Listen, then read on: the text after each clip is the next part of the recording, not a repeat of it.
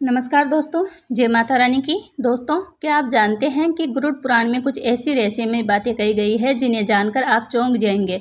धर्मकांड के प्रेत कल्प में भगवान श्री कृष्ण ने गरुड़ जी को ऐसी 3 वस्तुओं के बारे में बताया जो किसी भी मर्त व्यक्ति से जुड़ी होती है और जिन्हें अपनाने से जीवन में दुख, दरिद्रता और भयानक यातनाएं झेलनी पड़ सकती है। श्री कृष्ण का यह उपदेश सिर्फ एक धार्मिक कथा नहीं बल्कि जीवन को दिशा देने वाली अमूल्य सीख है। अगर आप इन बातों को अनदेखा करते हैं तो इसका असर न सिर्फ आपके वर्तमान बल्कि भविष्य पर भी पड़ सकता है। इसलिए ये जानना बेहद ज़रूरी है कि कौन सी वो 3 चीज़ें जिनका उपयोग कभी नहीं करना चाहिए। वीडियो को अंत तक जरूर देखें क्योंकि अधूरा ज्ञान अक्सर सबसे बड़ा संकट बन सकता है। तो आइए धर्म और ज्ञान की इस रोचक यात्रा की शुरुआत करते हैं जो आपके जीवन को नई दृष्टि दे सकती है। दोस्तों, एक बार गरुड़ जी जो भगवान विष्णु के वाहन है वह अपने मन में शंका लेकर भगवान श्री कृष्ण के पास द्वारिका में आते हैं। अपने प्रिय वाहन गरुड़ को देखकर भगवान श्री कृष्ण अत्यंत प्रसन्न होकर उनका स्वागत करते हैं और कहते हैं, हे गरुड़, द्वारिका में तुम्हारा स्वागत है। तुम्हारे आने से मुझे बड़ी प्रसन्नता हुई। निसंदेह तुम्हारे आने का कोई विशेष कारण होगा। बताओ किस प्रयोजन से तुम यहाँ पधारे हो। गरुड़ जी भगवान श्री कृष्ण को प्रणाम करते हुए कहते हैं, हे प्रभु, आप तो सर्वज्ञ हैं। इस पूरे संसार में कुछ भी आपसे छिपा नहीं है। मैं आपके पास एक शंका लेकर आया हूँ जिसका समाधान केवल आप ही कर सकते हैं। भगवान श्री कृष्ण हंसते हुए कहते हैं, हे पक्षीराज, तुम्हारी जो भी शंका हो निसंकोच होकर पूछो। तुम्हारी हर शंका और समस्या का समाधान करना मेरा कर्तव्य है। गरुड़ जी गंभीर स्वर में कहते हैं, हे प्रभु, मेरा प्रश्न यह है कि जब कोई जीव मृत्यु को प्राप्त होता है तब वह अपने साथ कौन सी वस्तुएं लेकर जाता है और मृत्यु के बाद उस प्राणी से जुड़ी कौन कौन सी वस्तुओं का उपयोग अन्य लोगों को नहीं करना चाहिए। भगवान श्री कृष्ण ने विचारपूर्ण स्वर में कहा, हे गरुड़, तुम्हारा प्रश्न अत्यंत महत्वपूर्ण है। इस संसार में जो भी जन्म लेता है उसकी मृत्यु निश्चित है। मनुष्य इस संसार में खाली हाथ अवश्य आता है, किंतु जब उसकी मृत्यु होती है तो वह अपने साथ 5 चीज़ें लेकर जाता है। और यह भी सत्य है कि जीवित मनुष्य को मरे हुए व्यक्ति की 3 चीज़ों का उपयोग कभी नहीं करना चाहिए। तुम्हारे इन दोनों प्रश्नों का उत्तर देने से पूर्व मैं एक ब्राह्मण और 5 प्रेतों की कथा सुनाता हूँ जिसे तुम्हारे सभी प्रश्नों का समाधान हो जाएगा। इस कथा को ध्यान से सुनो क्योंकि इसके माध्यम से मानव जीवन के गूढ़ रहस्यों को समझा जा सकता है। इस कथा का श्रवण करने पर मनुष्य के कोटि कोटि पाप नष्ट होते हैं, इसलिए इस कथा का तुम प्रचार करना। गरुड़ जी ने श्रद्धा से कहा, है प्रभु, मैं ध्यानपूर्वक आपकी कथा सुनने के लिए तैयार हूँ। कृपया मुझे वह पवित्र कथा सुनाए। फिर भगवान श्री कृष्ण ने गरुड़ जी को वह कथा सुनाते हुए कहते हैं, हे गरुड़, एक समय की बात है। मध्य देश में देव शर्मा नामक एक गरीब ब्राह्मण रहता था। वह अत्यंत गुणवान और शास्त्रों में पारंगत था। उसने वेद और शास्त्रों का बड़ी गहराई से अध्ययन किया हुआ था, किंतु वह अपने ज्ञान का कभी दुरुपयोग नहीं करता था। उसने कभी अपने ज्ञान का उपयोग धन कमाने के लिए नहीं किया। अत्यंत गरीब होकर भी वह भिक्षा मांगकर ही अपना गुजारा चलाता था। फिर एक दिन वह ब्राह्मण वन में तपस्या करने के लिए जाने का विचार करता है। वह ईश्वर का ध्यान करने के उद्देश्य से वन में विचरण करने लगा। ब्राह्मण जी वन में प्रवेश करते हैं। उसका नाम विपिन वन था। यह वन अत्यंत भयानक और डरावना था जिसके बारे में दूर दूर तक लोग चर्चा किया करते थे। इस वन में प्रवेश करने की हिम्मत बहुत कम लोग कर पाते थे क्योंकि वहाँ का वातावरण ही भय से भरपूर था। विपिन वन में ऊंचे ऊंचे पेड़ थे जिनकी शाखाएं इतनी घनी थी कि सूर्य की किरणें भी नीचे तक नहीं पहुँच पाती थी। इनमें जो कुछ पेड़ प्राचीन काल से खड़े थे, जिनकी विशाल जड़ें जमीन से बाहर निकलकर हर दिशा में फैली हुई थी, वहाँ पर वट वृक्ष और अस्त्री जैसे वृक्षों की भरमार थी जो अपने नीचे किसी को भी दबा सकते थे। इस भयंकर वन में मांडव और शमी जैसे पेड़ भी थे जिनके पास से जो गुजरते हुए लोगों के रोंगटे खड़े हो जाते थे। इन वृक्षों की शाखाएं मोटी चौड़ी और विकृत थी और उन पर अक्सर अजीब से जीव लटके रहते थे। वहाँ उगने वाले पौधे भी डरावने थे। विषवकन्या और मजिस्टा जैसे जहरीले बेलों ने पूरे वन को अपने शिकंजे में लिए हुआ था। जंगल में हर तरह कटीली झाड़ियां उगी हुई थी जो घुसने वालों को चोट पहुंचाने के लिए तैयार रहती थी। इस वन में विचरण करने वाले पशु पक्षी भी साधारण नहीं थे। यहाँ काले पंखों वाले उल्लू दिन में भी विचरण करते थे जिनकी भयानक आवाज़ें हवा में गूंजती थी। जंगली भेड़िया अपने शिकार की तलाश में हमेशा घूमते रहते थे और उनकी आंखें अंधकार में चमकती थी। काले धब्बों वाले तेंदुआ और हिंसक भालू भी यहाँ आम। 2 पक्षियों में शकुनी नामक गिद्ध और काली मैना पेड़ों पर बैठे दूर से आए लोगों को आतंकित करते थे। विपिन वन का सारा वातावरण ही अत्यंत रहस्यमय और डरावना था, जहाँ हर कदम पर मृत्यु का भय अंदर आता रहता था। और चलते चलते वह एक अत्यंत प्राचीन वृक्ष के पास पहुंच जाता था। वह देखता है कि उस वृक्ष के नीचे 5 पिशाच खड़े हुए हैं। ये सभी पिशाच उस जंगल से गुजरने वाले मनुष्यों का भक्षण करते थे। कोई भी मनुष्य उस मार्ग से जाता तो वह उसे पकड़कर खा लिया करते थे। पिशाच होने के कारण उनके अंदर धर्म का कोई अंश नहीं था। वह अत्यंत पापी और दुराचारी थे। वे किसी पर भी कभी दया नहीं करते थे। जब वह ब्राह्मण उस वृक्ष के पास आता है तो वह पिशाच एक दूसरे से कहने लगते हैं, अरे वह देखो भाई, हमारे लिए आज ताज़ा ताज़ा भोजन आ रहा है। सबसे पहले मैं ही इस ब्राह्मण को खाऊंगा। इसका मांस तो कितना स्वादिष्ट होगा। यह ब्राह्मण केवल सात्विक भोजन ग्रहण करता होगा, इसलिए इसके शरीर में किसी भी प्रकार के रोग नहीं होंगे, कोई कीड़े और कृमि भी नहीं होंगे। इसका मांस खाने में बड़ा आनंद आएगा। हाँ, दूसरा पिशाच कहता है, इस ब्राह्मण का भक्षण तो मैं ही करूंगा। आज कई दिनों के पश्चात शिकार हाथ लगा है। इस प्रकार से वे पिशाच उस ब्राह्मण को खाने के लिए आगे आते हैं। लेकिन जब वह ब्राह्मण उन पिशाचों को देखता है तो वह बिल्कुल भी भयभीत नहीं होता। वह ब्राह्मण भगवान विष्णु का परम भगत था और वह हर समय श्रीहरि का नाम जपता रहता था, इसलिए उसे किसी से भी कोई भय नहीं लगता था। उन पिशाचों को देखकर भी ब्राह्मण भयभीत नहीं हुआ और उन पिशाचों की ओर देखते हुए उन्हें प्रणाम करने लगता है और कहता है, हे पिशाचों, तुम्हें नमस्कार है। उस ब्राह्मण का ऐसा विचित्र व्यवहार देखकर पिशाच हैरान हो जाते हैं। विष्णु भक्त ब्राह्मण के सानिध्य से उनके अंदर से हिंसा का भाव नष्ट हो जाता है और वह आश्चर्यचकित होकर उस ब्राह्मण की ओर देखते हैं और उस ब्राह्मण से कहने लगते हैं, हे महात्मन, आप कौन हैं और इस वन में अकेले क्यों भटक रहे हैं? हम पिशाचों को देखकर भी आपको जरा सा भी भय नहीं लगा? बड़े बड़े सूरवीर योद्धा भी हम पिशाचों को देखकर थर थर कांपने लगते हैं, हमें देखकर डर कर भागने लगते हैं, किंतु आपके मन में किसी भी प्रकार का भय दिखाई नहीं पड़ रहा है।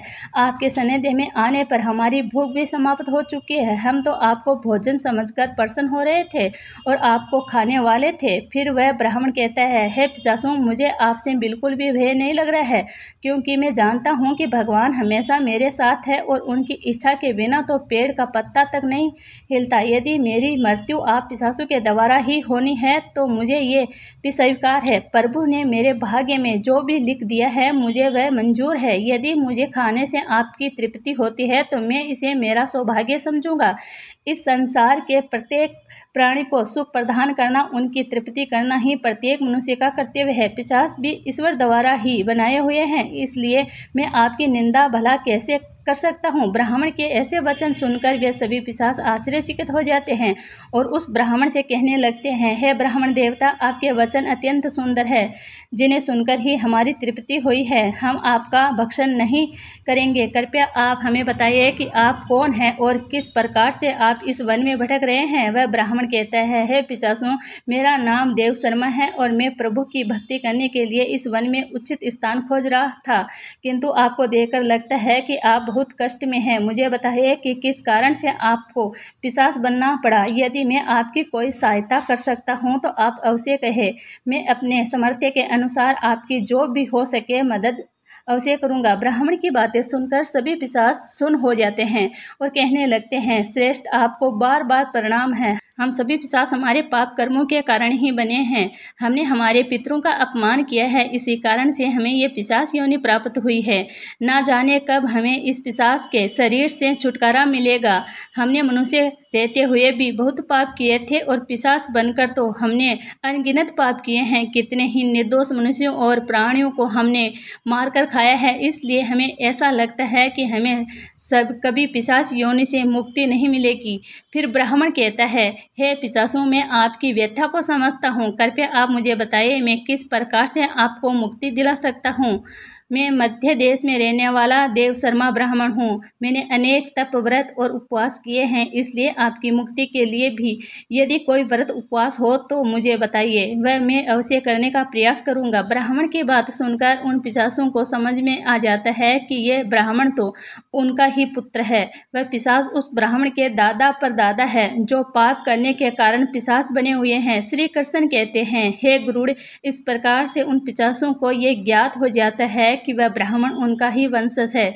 फिर वह सभी पिशाच अपने अपने पाप कर्मों के विषय में बताने लगते हैं। पहले पिशाच, जिसका नाम वशिष्ठ था, वह आगे बढ़ा। उसका शरीर मांस और खून से सना हुआ था और उसकी आंखों में धर्म की अग्नि जल रही थी। उसने कांपते हुए ब्राह्मण से कहा, मेरा नाम उचित इसलिए पड़ा क्योंकि मैं हमेशा दूसरों का बचा हुआ और जूठन खाया करता था। मैं पिछले जन्म में बृहस्पति था और तुम्हारा 5 पीढ़ी पहले का पूर्वज था। एक समय में मैं बहुत विद्वान और आदरणीय ब्राह्मण था। मैंने यज्ञ और अनुष्ठान किए, लेकिन धीरे धीरे मेरी लालसा बढ़ गई। मुझे लोगों द्वारा छोड़ा हुआ भोजन खाने की आदत पड़ गई।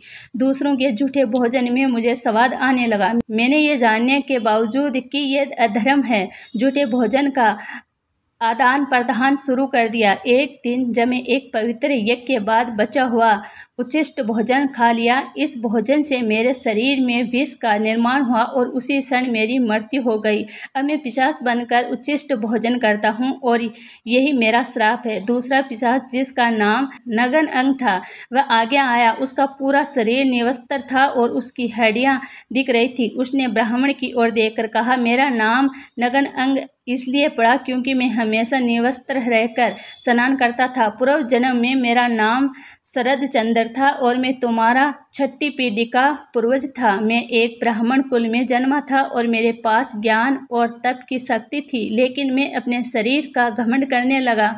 मुझे स्नान करते समय निवस्त्र रहने में आनंद आता था और मैंने समाज के नियमों का अपमान किया। मैं इसे स्वाभाविक मानता था, परंतु ये धर्म था। एक दिन जब मैं नगर के तालाब में निवस्त्र होकर स्नान कर रहा था, तभी जल देवता ने मुझे श्राप दिया कि मैं अपने घमंड के कारण पिशाच योनि को प्राप्त करूंगा। मेरी मृत्यु भी उसी तालाब में डूबने से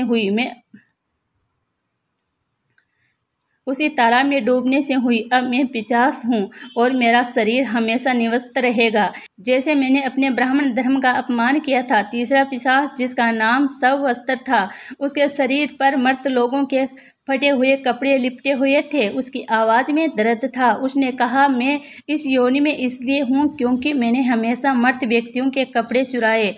पिछले जन्म में मेरा नाम अच्युतानंद था। मैं तुम्हारे पूर्वज में से था और एक आदरणीय ब्राह्मण कुल से संबंध रखता था, लेकिन मेरे मन में लोभ बढ़ गया था। मैं शमशान भूमि पर जाकर मर्तों के वस्त्र चुराता और उन्हें बेचता था। मरे हुए लोगों के वस्त्र पहनकर मुझे सुख की अनुभूति होती थी। मेरे इस धर्म को देखकर देवताओं ने मुझे श्राप दिया कि मेरी मृत्यु भी शमशान में होगी और मैं पिशाच बनकर हमेशा सहू के वस्त्र पहन लूँगा। मेरी मृत्यु उसी शमशान में हुई जहाँ एक भयंकर पिशाच ने मुझे मार दिया। अब मुझे मृतकों के वस्त्र पहनने का श्राप मिला है। चौथा पिशाच, जिसका नाम अशोक था, उसकी उपस्थिति इतनी गंदी और बदबूदार थी कि ब्राह्मणों को सांस लेना कठिन हो गया। अशोक ने कहा, मेरा नाम अशोक इसलिए पड़ा क्योंकि मैंने हमेशा अपवित्र और गंदी चीज़ों में खुद को लिप्त रखा। मैं पिछले जन्म में धर्मराज था और तुम्हारा पूर्वज था। मेरे जीवन में शुद्धता का कोई स्थान नहीं था। ब्राह्मण होते हुए भी मैंने अपवित्रता में जीवन बिताया। मैंने कभी अपने तन और मन की शुद्धता का ध्यान नहीं रखा। गंदे वस्त्र पहने और अपवित्र स्थान पर रहा। मैं स्नान नहीं करता था और यह सब जानकर भी मैंने धर्म के नियमों का पालन नहीं किया। मेरे इस पाप के कारण देवताओं ने मुझे श्राप दिया कि मैं अशुद्धता में लिप्त रहकर ही इस पिशाच योनि में भटकूं। मेरी मृत्यु पिशाच योनि में भटकूं। मेरी मृत्यु एक गंदे तालाब में डूबकर हुई। अब मैं इस पिशाच योनि में हूँ जहाँ मैं हमेशा अपवित्रता से घिरा रहता हूँ। अंत में 5वां पिशाच द्रवहरि था। उसका मुख रक्त से लथपथ था और उसके हाथों में मांस के टुकड़े थे। उसने अभावी हंसी के साथ ब्राह्मण से कहा, मैं द्रवहरि हूँ क्योंकि मैं मांस और रक्त का लोभी था। पूर्व जन्म में मेरा नाम सोमदेव था और मैं तुम्हारा पूर्वज था। मैं ब्राह्मण होते हुए भी हिंसा और क्रूरता का जीवन अपनाया। मुझे मांसाहार और हत्या में आनंद आता था। मैंने कई निर्दोष प्राणियों का खून बहाया और उनका मांस खाया। मैंने अपने परिवार और समाज की मर्यादाओं का उल्लंघन किया। मेरे इस अधर्म के कारण मेरी मृत्यु एक मांसाहारी भोज के दौरान हुई।